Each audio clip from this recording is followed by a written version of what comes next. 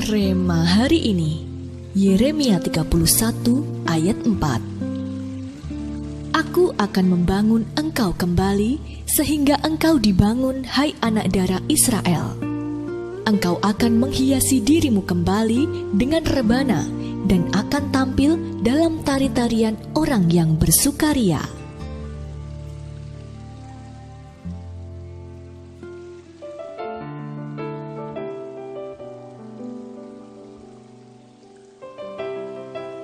Disayang! Kata itu diteriakkan Kesia pada ayahnya di suatu pagi. Ayahnya yang sedang bersiap-siap ke kantor tidak tahu apa yang dimaksud Kesia. Gadis mungil berusia 5 tahun itu lalu menepuk baju yang dikenakannya.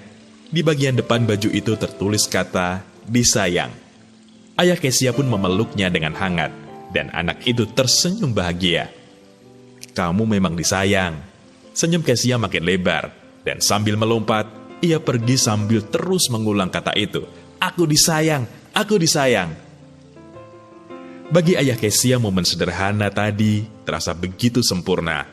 Dalam interaksi spontan dan indah, ayahnya melihat wajah putri kecilnya yang berseri-seri karena mengalami rasanya menerima kasih yang tak bersyarat. Sukacita sangat jelas terlihat. Kesia tahu bahwa tulisan di bajunya benar-benar sesuai dengan perasaan ayahnya kepadanya. Terkadang, kita lupa bahwa Allah Bapa sungguh-sungguh mengasihi kita dengan kasih yang tak terbatas.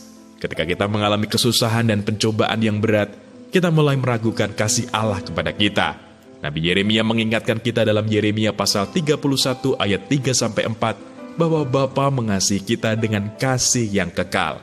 Allah pun akan memulihkan keadaan kita setelah mengalami masa kesusahan yang besar.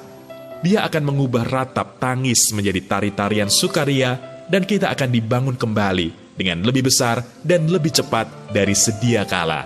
Saat ini memang keadaan masih kacau dan belum sepenuhnya pulih.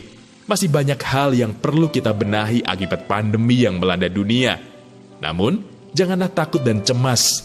Bapa yang mengasihi kita akan terus menuntun dan memberkati kita, sehingga kita tidak akan tinggal terpuruk oleh sapuan badai, melainkan akan semakin maju dan semakin besar dengan percepatan yang dari Tuhan, sehingga pelangi kemuliaannya akan tampak nyata atas hidup kita. Seberapa besar dampak yang diakibatkan pandemi saat ini pada kehidupan Anda? Apa yang Anda lakukan dalam menghadapi masa-masa kesusahan? Bagaimana Anda akan menyiapkan diri Anda untuk menerima hal-hal yang lebih besar dan lebih cepat dari Tuhan setelah masa kesusahan ini berlalu?